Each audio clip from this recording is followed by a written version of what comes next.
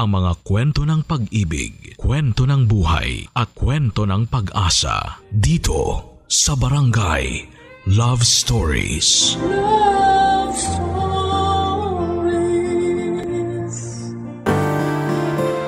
Marami sa atin ang mapagsamantala sa kahinaan ng iba, lalo na kung ito'y may kinalaman sa pamilya. Ngunit minsan ay nakakalimutan din nila na ang tadhana'y hindi palaging papabor sa kanila. Ikaw kabarangay, anong kahinaan mo ang ginamit ng ibang tao para saktan ka? Dear Papa Dudut, mapagpalang araw sa iyo at sa lahat ng mga nakikinig ngayon. Ako po si Ram, 46 years old na sa ngayon at dito na naninirahan sa Tarlac. Mahigit isang dekada na ako nagtatrabaho bilang land surveyor. At ang kwentong ibabahagi ko sa inyo ay nangyari lamang netong nakaraang taon. Hindi po ako umiinom ng alak pero meron po akong matinding bisyo. At yon ay ang pagsasabong. Nagsimula lang ako sa pagtutupada na may maliit na pamusta hanggang sa maging passion ko na ang pagkaalaga ng mga panabong na manok na nilalaban ko naman sa malalaking sabungan. Maswerte kasi ako sa sabong. Noong sunod-sunod ng naging panalo ko ay nagawa ko ng makabili ng pangarap kong sasakyan at nakabili na rin ako ng lupang ginawa kong manukan. Sobrang saya ko noong naramdaman ko na malayo na ako sa napakahirap na sitwasyon ko noon. At nang nakaluwag-luwag na ako sa buhay ay hinanap ko ang mga kapatid ko, Papa Dudut. Nagkawatak-watak kasi kami noong naglayas ako. Noong naglayas ako ay napadpad ako sa Maynila. Kung ano-anong trabaho ang pinasok ko para makasurvive at mapanindigan na kaya kong mabuhay ng mag-isa. Nang matanggap ako bilang panadero sa isang malaking bakery ay natuwa sa akin yung mag-asawang may-ari kaya kinupkop nila ako at pinag-aral. Itinuring din nila ako bilang tunay na anak kahit na may mga anak na sila ng panahong yon. Ang kaso nung nakatapos na ako ng pag-aaral ay magkasunod naman silang pumanaw. Hindi ko na po idedetalye kung paano ko nahanap ang mga kapatid ko pero noong nagkita-kita na kami, hindi ako nagdalawang isip na tulungan din silang makabangon sa buhay kahit paunti-unti noong nakakaangat na ako. Kinuha ko ang kapatid kong si Ellie para pag-aralin dahil siya lamang ang nakita ko noon na porsigidong makatapos ng pag-aaral. Nang mabalita ng tatay ko na maganda na ang buhay ko ay gumawa siya ng paraan para makausap ako. Nakiusap siya na kung pwede ay kunin ko na lamang siyang tagabantay sa manukan ko para magkaroon siya ng trabaho. Kahit galit pa rin ako sa kanya ng mga panahong yon, ay pinagbigyan ko pa rin siya, Papa Dudut. Kung tama man o mali ang naging desisyon ko, ay hindi ko na yon inisip pa noon, Papa Dudut.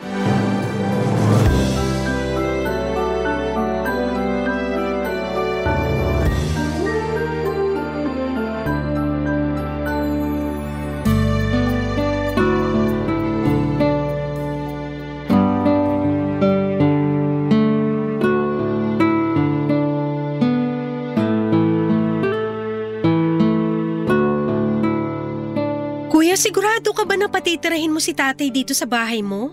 Hinaan mo yung boses mo, baka marinig ka. Huwag kang mag-alala, hindi rin yan magtatagal dito. Paano mo naman nasabi, kuya? Kilalang kilala ko na siya. Wala siyang tiyaga sa trabaho kaya di rin magtatagal at uuwi na siya ng probinsya. Ilang beses na niyang ginawa yun dati. Saan ba siya nagtrabaho dati? Doon sa factory ni tita ng ube. Nagpakitang gilas lang nung una tapos umalis na. Nawalan na ng gana magtrabaho. Kaya pala pumayag ka na magtrabaho siya rito kahit na alam kong hindi pa kayo nagkakaayos. Ginusto niya yan eh. Kung tatagal siya, edi mabuti. Kung hindi, hindi ko nakasalanan yon. Simple lang naman gagawin niya. Hindi naman mabigat na gawain yung pagpapakain ng manok ah. Kung wala nga lang akong biglaang lakad, ako na rin yung gagawa para hindi na ako magbayad ng tao. Loko ka, kuya. Simple nga magpakain ng manok pero yung mga manok mo naman 100 piraso. Ang tatapang pa. Hayaan mo na. Kapag tumagal siya, baka sakaling magbago isip ko. Pwede naman akong kumuha ng ibang mag-aalaga ng mga manok kung makikita ko lang na kaya niyang patunayan yung sinabi niya magpapakatino siya rito. Ah, nga pala. Bahala ka na sa lulutuing ulam mamayang tanghali ah. Ako na lang magluluto ng para sa hapunan. Sige kuya. Lapitan ko lang muna si tatay. May ibibilin ako bago umalis. O yung puso mo kalma lang. Oo na, alam ko naman.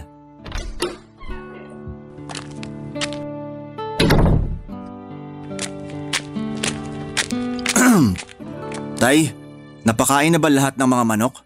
Hindi pa. Marami pa pala yung nando sa dulo. Hindi mo naman sinabi na ganito pala kalawak tong manukan mo. Sana kumuha ka man lang na makakatulong ko.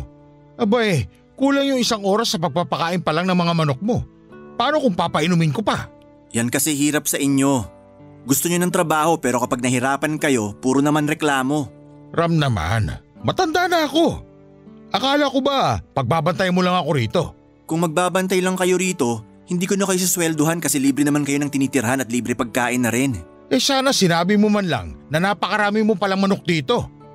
Ilan pa lang napapakain ko, pagod na ako. Sabihin nyo na lang kung hindi nyo kayang gawin yung trabaho rito hanggat maaga pa para makakuha ko ng iba. O siya, sige na't papakainin ko na ibang manok. Wala naman akong magagawa. Bayaran lang naman ako rito eh. Kung yang inirereklamo nyo kumikilos na lang kayo tapos na sana yung trabaho nyo. Akala ko pa naman, magiging maayos yung buhay ko kapag sumama ako sa'yo. Aalilain mo lang naman pala ako rito. Anong aalilain? Babayaran ko naman yung pagkatrabaho nyo. Tsaka sino bang nagpumilit na pumunta rito? Hindi ba't kayo rin naman? Gusto nyo yata aabotan na lang kayo ng pera eh. Makapagsalita ka parang napakataas mo na. Tandaan mo, walang anak na magiging matagumpay kung hindi dahil sa magulang. Asikasuhin nyo na lang yung mga manok para wala tayong problema. May lakad ako ngayon. May pagkain naman sa bahay, luto na yon. Kung di nyo gusto yung ulam, magluto na lang kayo. Tay, ayoko ng kalokohan ha. Hindi pwede alak dito kaya kung gusto nyong uminom, huwag na kayo magtrabaho sa manukan ko. Sus! Oo na! Lumakad ka na kung aalis ka.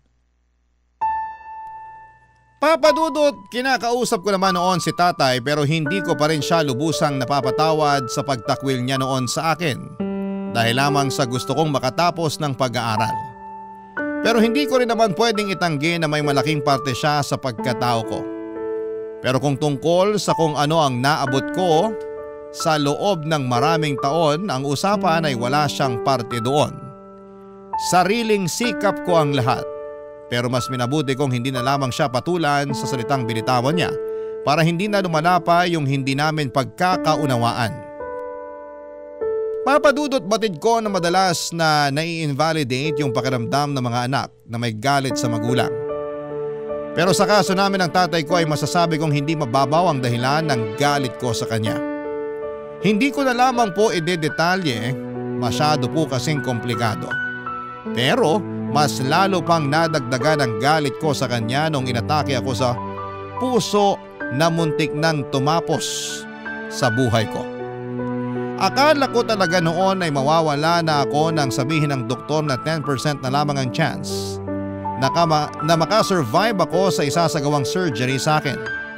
Kaya bago ko ipasok sa operating room ay ibiniling ko kay Ellie na kontakin si tatay para ipaalam ang kalagayan ko noon. Pero sa halip na mag-alala sa akin si tatay ay sinabi niya lamang noon na sana raw ay matuluyan na lamang ako at wala na siyang pakialam kung ano man ang mangyari sa akin. Saka lang iyon sinabi ni Ellie sa akin noong tapos na akong maoperahan at mabuti na ang kalagayan ko. Nang makarecover ako ay nagkaroon naman ako noon ng bagong karelasyon na si Mary Ann. Mas matanda siya ng 1 taon sa akin. Naging pasyente rin sa ospital ang tatay niya at nasa parehong ward lamang kami.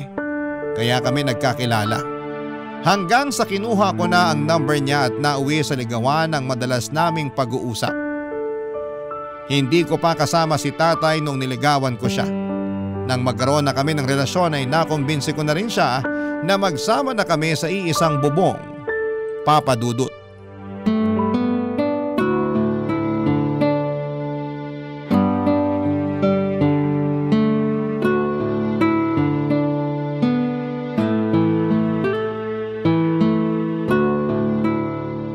Ang ganda mo naman ate. Buti sinama ka na ni kuya rito. Kala ko hindi ka na ipapakilala sa akin eh. Kwento lang kasi nakakarating sa akin. Naku, matagal na akong kinukumbinsi ng kuya mo na dito na tumira. Nabanggit niya nga na nauna lang daw ng ilang linggo yung tatay niyo. Nasan nga pala siya? Nandun sa kubo sa may manukan. Tambayan niya yon tuwing tanghali. Ilang taon ka na nga pala ate? Sure ako hindi kayo magkaedad ni kuya. Hindi talaga. Pero sa tingin mo, ilang taon na ako? Feeling ko nasa mid-30s ka na. Tama ba? Ikaw talaga, masyado mo naman akong pinapabata. 46 na ako. Wow, talaga? Grabe ha, hindi halata. Te, anong sabon mo? Regular soap lang, ano ka ba? Kayang-kaya namang ma-achieve yung ganito basta malinis sa katawan at hindi palaging nagpupuyat. Ayun lang, puyatera kasi ako eh. Bata ka pa naman, huwag ka masyadong magpaka-stress sa buhay. Ay, teka, ikaw ba may boyfriend na? Wala pa. Talaga? Hindi ka pa nagkaka-boyfriend kahit isang beses? Ate, hanggat hindi requirement sa buhay yung magka-boyfriend, mananatili akong unbothered. Goals muna bago jowa. Ayos yan. Kaya pala tuwang-tuwa sa'yo kuya mo eh. Good girl ka naman pala. Half-half. Minsan kasi, hindi rin kami nagkakasundo ni kuya. May time na napagdadabugan ko siya o kaya hindi kinakausap. Kapag mainit ulo niya, damay lahat, lalo na pag natalo siya sa sabong. Ay, grabe. Pero kahit ganun siya minsan, mas lamang pa rin yung pagiging mabait niya. Agree naman ako dyan. Lagi ka nga niya kinukwento sa akin eh. Pinagmamalaki ka kaya ng kuya mo. Kaso nga lang daw, ikaw rin yung nagmana ng ikli ng pasensya niya. Pareho daw kayong mainitin ng ulo. Si kuya talaga oh. Nilaglag na pala ako sa'yo. Ay, ate, baka nagugutom ka na. Upo ka na muna. Maghahanda lang ako ng pagkain. Ikaw ba nagluto? Hindi ate. Si kuya talaga nagluluto ng pagkain namin kasi maraming bawal sa kanya. Assistant niya lang ako sa kusina. Buti hindi mo iniiwan kuya mo kahit pwede ka na mag-asawa dyan sa edad mo. Hanggat walang mabigat na dahilan para iwanan ko siya, dito lang ako. Alam mo naman yun si kuya? Feeling strong lagi kahit kailangan naman talaga niya ng kasama. Pero ngayon nandito ka na, makakatakas na ako paminsan-minsan. Aba, mukhang close na kayong dalawa. Pinag-uusapan niyo ba ako? Wala lang kaming alak dito kuya, pero kanina ka pa namin ginagawang pulutan. Ay, kayo talaga. Ano mahal? Ayos ka lang ba rito? Hindi na ba magbabago yung desisyon mong dito na rin tumira sa bahay ko? Hindi na, mahal. Okay na okay ako rito. Lalo na andito naman si Ellie. May makakakwentuhan ako kapag wala ka. Si Ellie makakakwentuhan mo? Nako, good luck sa'yo mahal. Bihira lang dumaldal yan. Biruin mo, kaming dalawa na nga lang yung magkasama dito noon pero bihira pa kami magkausap sa sobrang tahimik niyan. Kung may nagpapakita lang sanang multo dito, sila na lang kinausap ko. Huwag ka maniwala ate, sinacharot ka lang ni kuya. Hay nako, nagbardagulan pa kayong magkapatid. Ang mabuti pa kumain na tayo. Sa susunod, ako naman yung magluluto para sa inyo.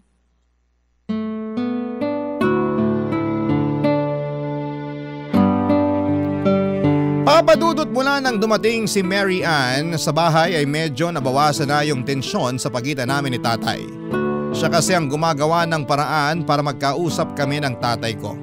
Lalo na kapag sabay-sabay kaming kumakain.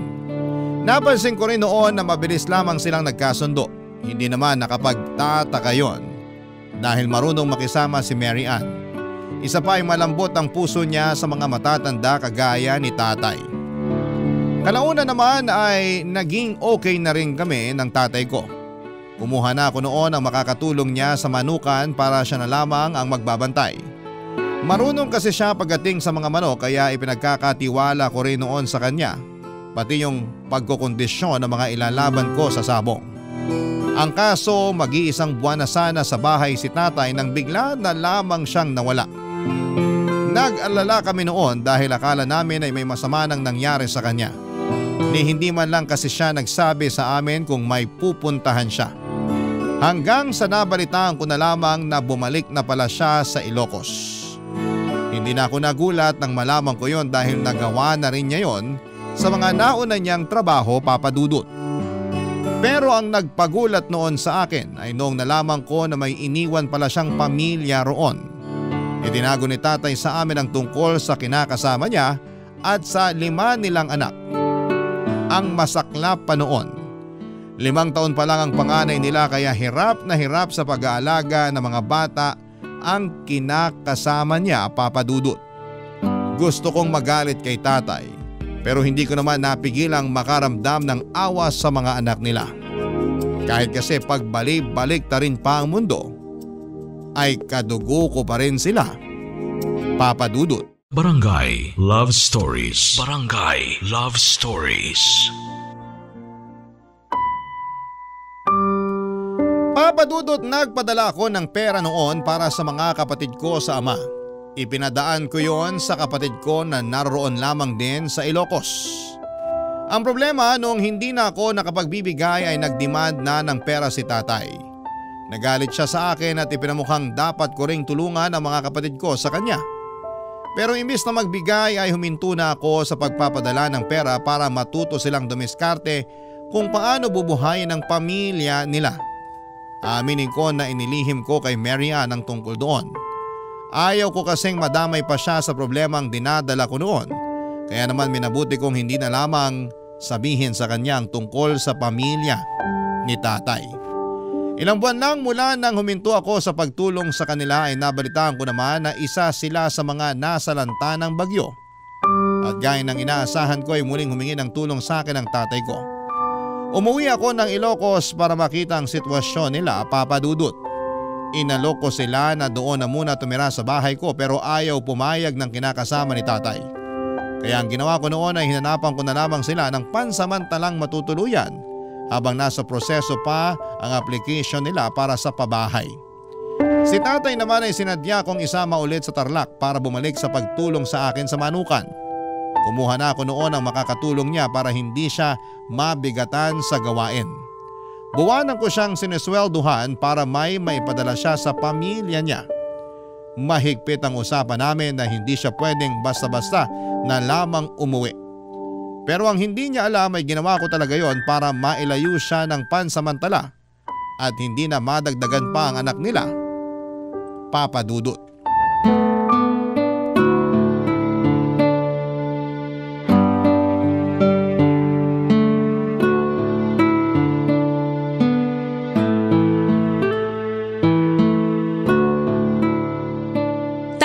Kain na po tayo.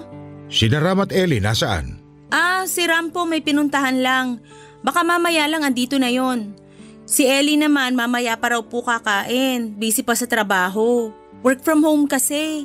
Kung ganun, tayong dalawa lang pala yung kakain. Naku, sayang. Dami mo pa naman yatang niluto at mukhang masasarap pa. Si tatay talaga ng bola pa. Aba, hindi ako nang bobola, iha.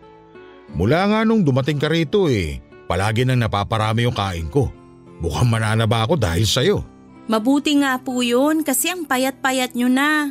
Kumain lang po kayo ng kumain. Kapag may gusto kayong ipaluto, sabihan nyo lang ako. Napakaswerte talaga sa'yo ng anak ko. Maswerte rin naman po ako sa kanya. Mabait si Ram sa responsabling kinakasama.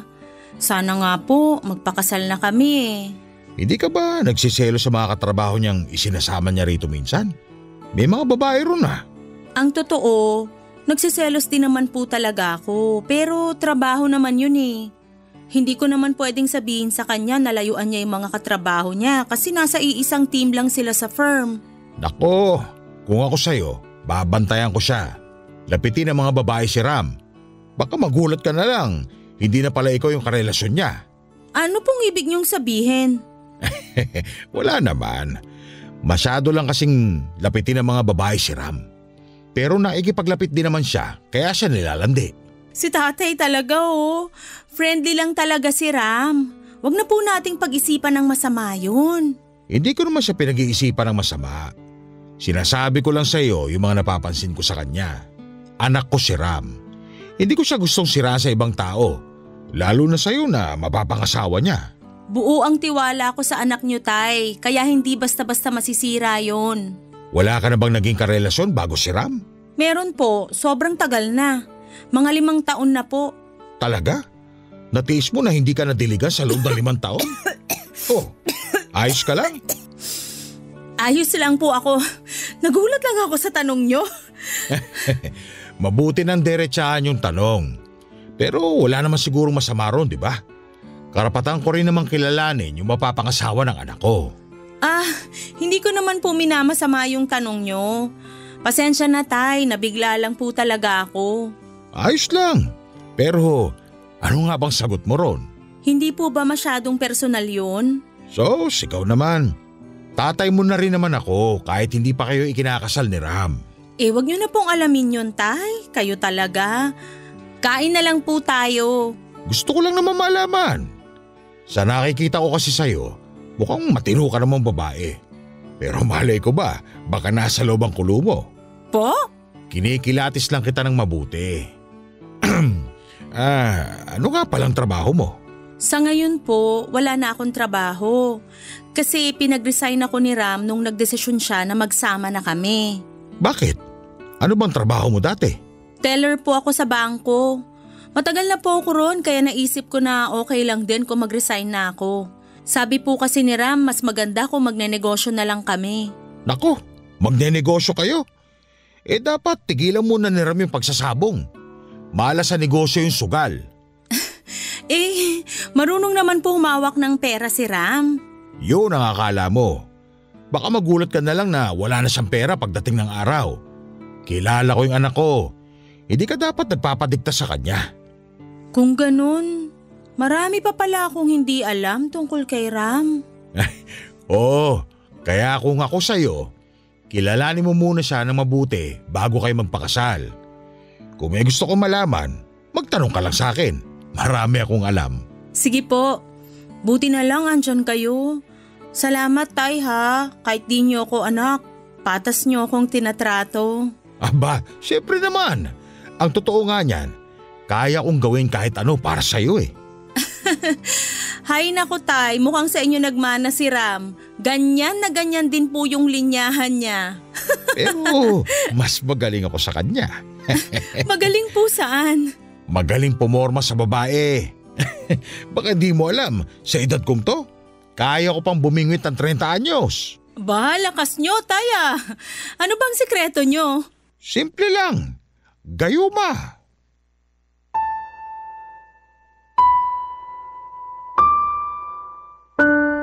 Papadudot, kararating ko lamang noong araw na yon pero hindi ako natuloy sa pagpasok sa bahay dahil narinig kong nag-uusap sina Tatay at Mary Ann. Hindi ko nagustuhan ang mga narinig ko. Kilala ko ang tatay ko lalo na kung paano siya pumorma sa isang babae. Ayoko mang pag-isipan ng masama ang pakikipaglapit niya kay Mary Ann ay hindi ko mapigilan ang sarili ko. Noong buhay pa kasi si nanay, ako mismo ang nakahuli kay tatay na may kasamang ibang babae na hinahalik-halikan niya habang naglalakad sila sa tabing kalsada. At hindi yon ang unang beses na nang babae siya dahil mga kapitbahay na mismo namin ang nagsusumbong kay nanay. Tuwing nasa bahay ako ay hindi ko binibigyan ng pagkakataon na makapag-usap ng matagal sina Tatay at Mary Ann. Batid ko naman na malambot ang puso ng mapapangasawa ko sa mga kagaya ni Tatay pero hindi ko na nagugustuhan ang malisyosong tingin ng tatay ko sa kanya. May mga pagkakataon kasi na nahuhuli ko si Tatay na pinapanood si Mary Ann kapag nagwawalis at nakatungo. Medyo nakikitaan na kasi siya sa mga sinusuot niyang damit. Pinagsabihan ko naman siya noong una pero nakasanayan na talaga niya ang pagsusuot ng mga damit na bitin sa tela. Hinayaan ko na lamang siya para hindi na kami mag-away pa.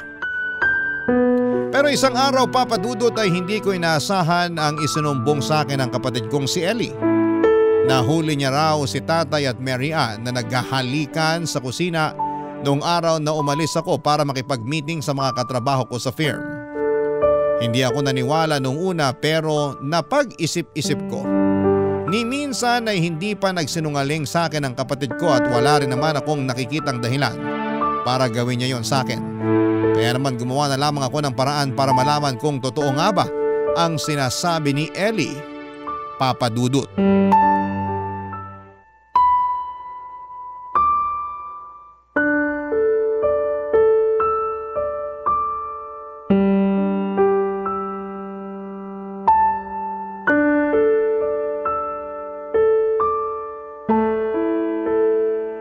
O ano, iniwan ka na naman ni Ram.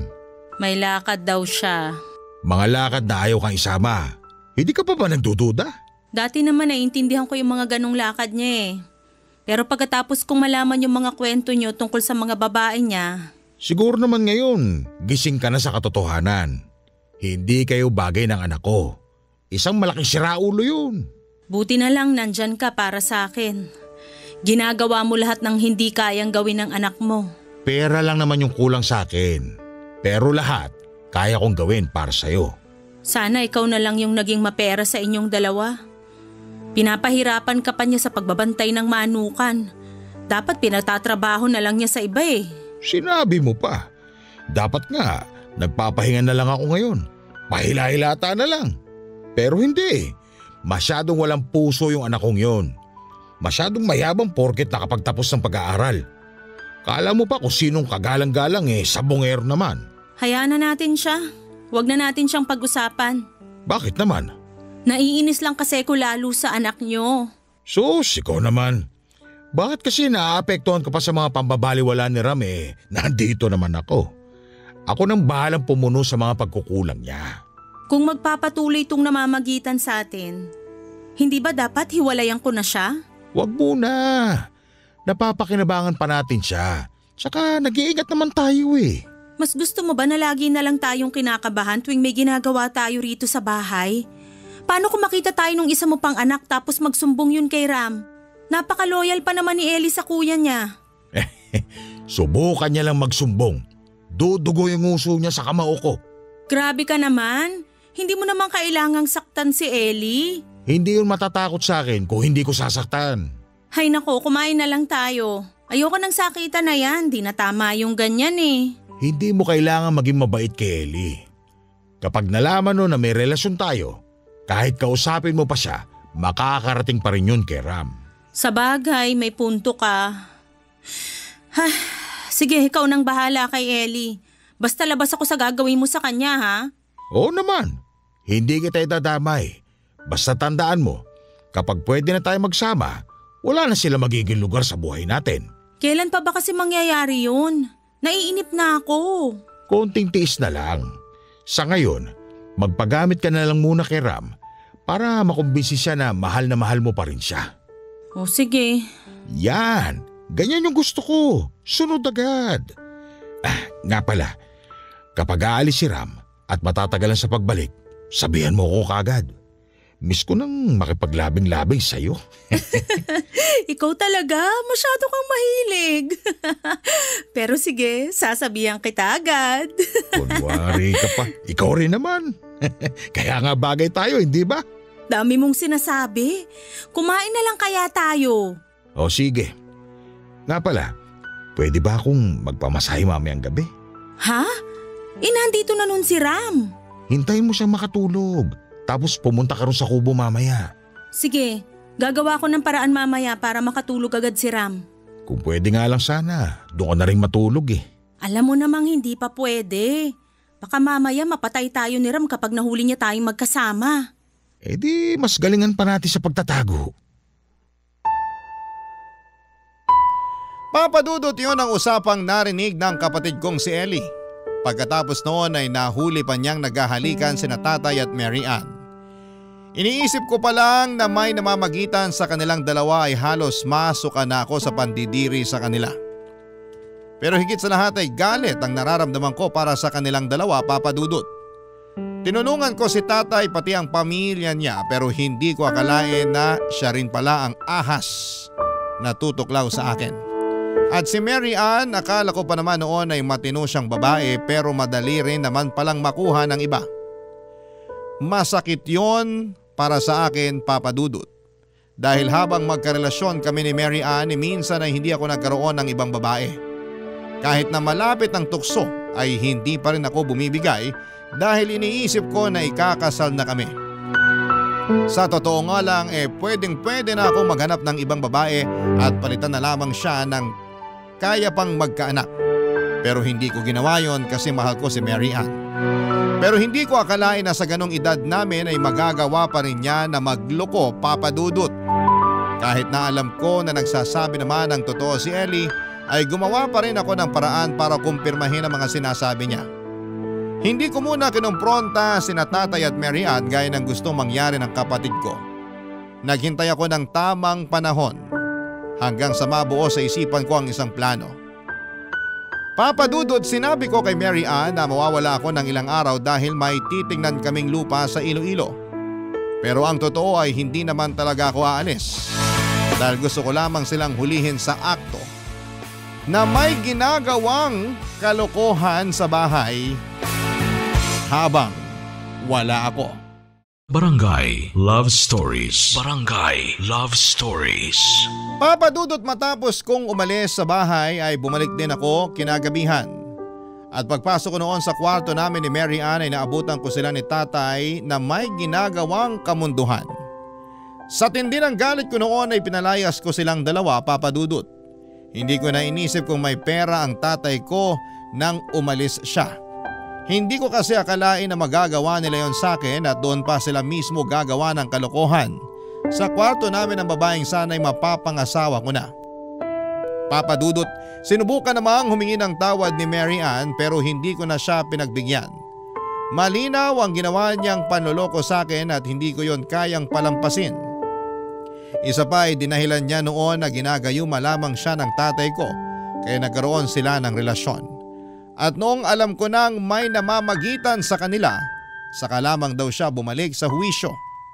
Siyempre Papa Dudut, hindi ko pinaniwalaan ang dahilan niya dahil para sa akin ay isang malaking kalokohang ginagayuma siya ng tatay ko. Ginusto niya na may mangyari sa kanila at mas lalong ginusto niya na magkaroon ng relasyon sa isang taong para na rin niyang ama. Ilang buwan mula nang palayasin ko si tatay ay nakarating naman sa akin ang isang masamang balita.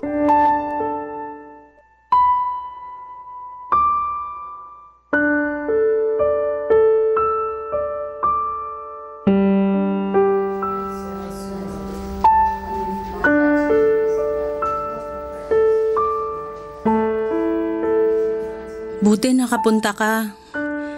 Salamat sa tulong mo. Ginawa ko lang to kasi magulang ko pa rin si tatay.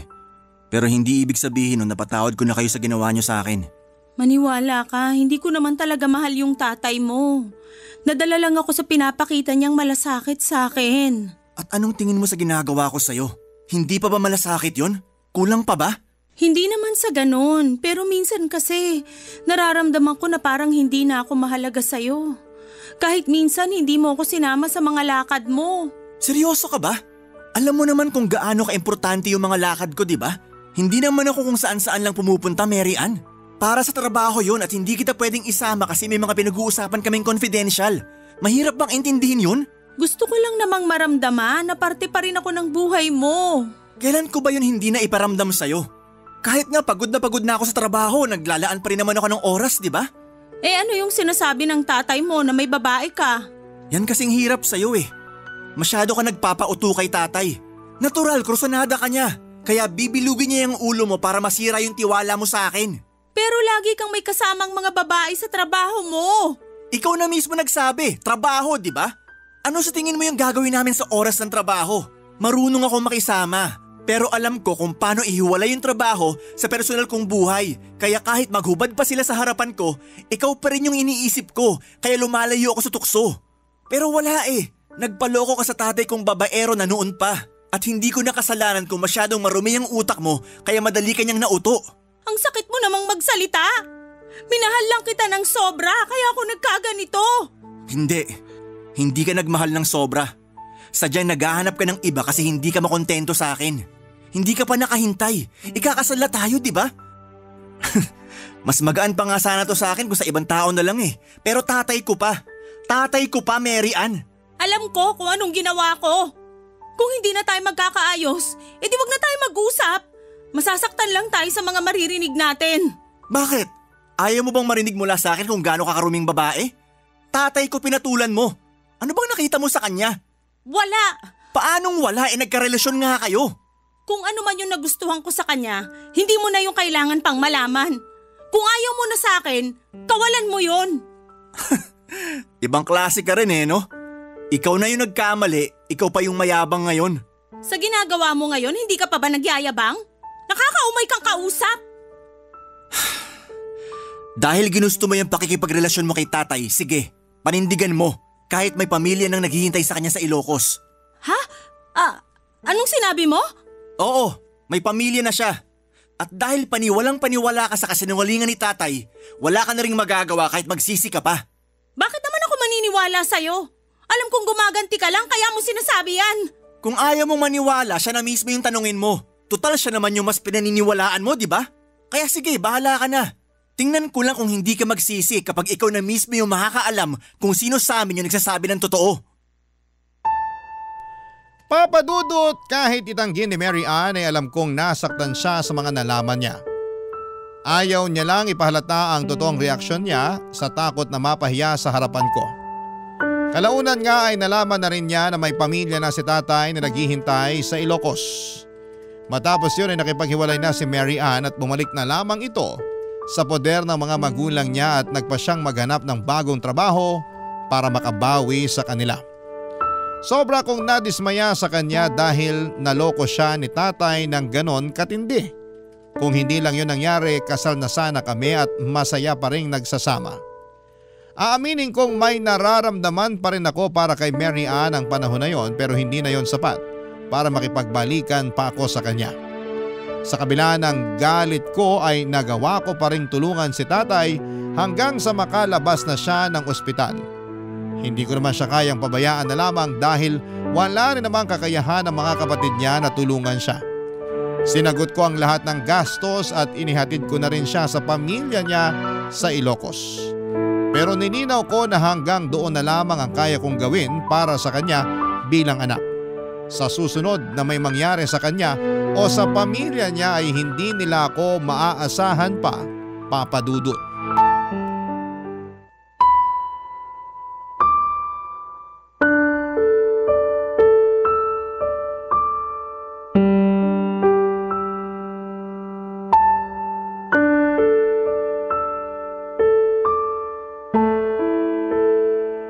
Anong ginagawa niyo rito?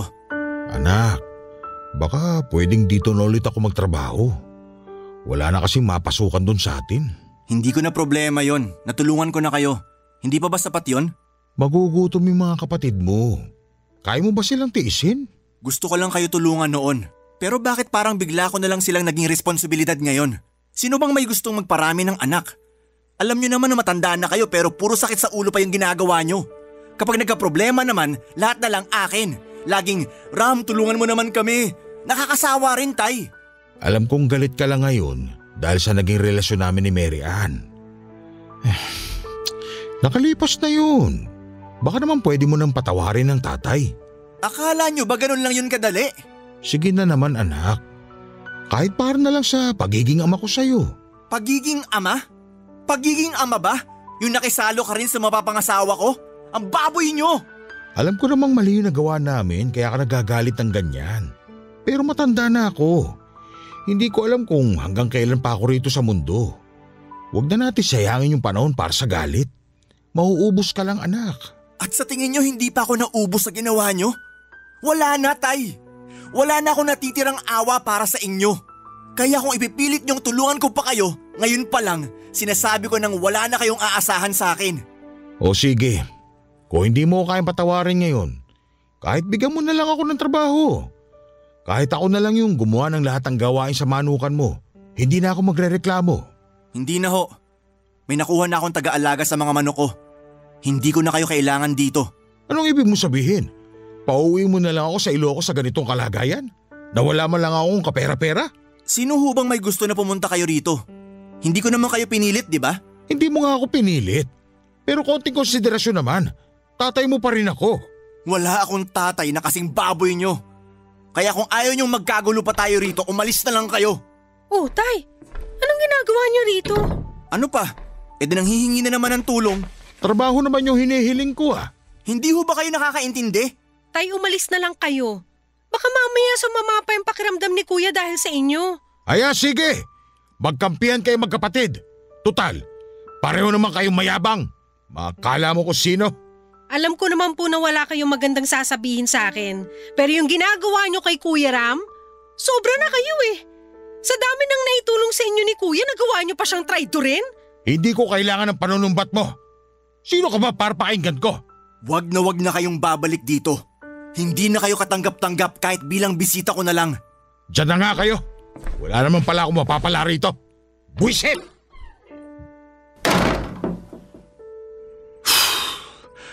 Pasuyo nga ng tubig, Ellie. Parang tumaas na naman bibi ko kay tatay. Ang kapal na mukha niyang pumunta pa rito. Kumalma ka muna, Kuya. Huwag ka na magpakagalit ng sobra. Baka kung mapano ka pa eh. Wait lang ha, kukuha ako ng tubig mo. Malamig ba yan? Oo, Kuya.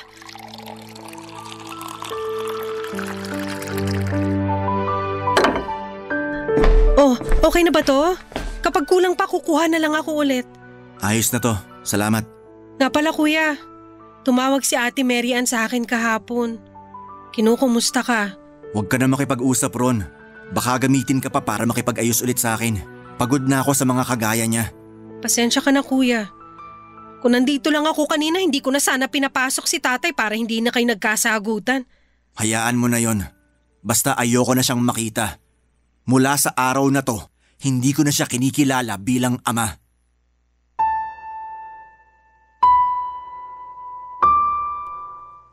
Papadudot nung okay pa kami ni Mary Ann, ay may mga pagkakataon talaga na pinag-aawayan namin yung pagsiselos niya sa mga katrabaho ko. Hinahanap niya ang mga ito sa Facebook at ini-stalk para malaman kung palagi ko silang kinikita. Noong may nakita siyang bata sa picture na in-upload ng katrabaho ko ay inaway niya ako at pinagpilitang anak ko ang batang yon, ngunit ang katotohanan ay pamangkin lamang yon ang katrabaho ko. Kaya naman kahit gusto kong patawarin si Mary Ann ay marami akong napagtanto sa pagsasama naming dalawa. Hindi magiging maganda ang samahan namin sa pagiging selosa at mapaghiganti niya sa isang bagay na hindi ko naman ginagawa. Tungkol naman kay tatay ay nadala lamang ako ng galit sa sinabi kong hindi ko na siya tinuturing na ama. Hindi ko naman kasi mabubura sa pagkatao ko na siya ang tatay ko. Pero kung tungkol sa pagpapatawad ang usapan ay hindi ko alam kung kailangan kong kakayaning patawarin si tatay o kung dapat ko pa bang gawin yon para sa kanya. Papadudot masyado pa pong mataas ang emosyon ko hanggang ngayon. Kaya hindi ko alam kung dapat ko pa bang patawarin ang tatay ko sa ginawa niya. Gusto ko po sanang hingi ng pagkakataong ito para hingi ng payo ng mga tagapakinig ninyo, lalo na sa mga nakakaranas na rin ng pinagdadaanan ko. Hanggang dito na lamang po ang aking kwento at maraming salamat po Papa Dudut at sa lahat ng bumubuo ng Barangay LS. The best po kayong lahat. Ang inyong forever kapuso at ka-barangay, Ram. Barangay Love Stories. Barangay Love Stories. Kwentuhan naman tayo dito sa comment section. Nagustuhan ng iyong napakinggan? Ituloy yan via live stream sa www.gmanetwork.com/radio. Barangay LS 97.1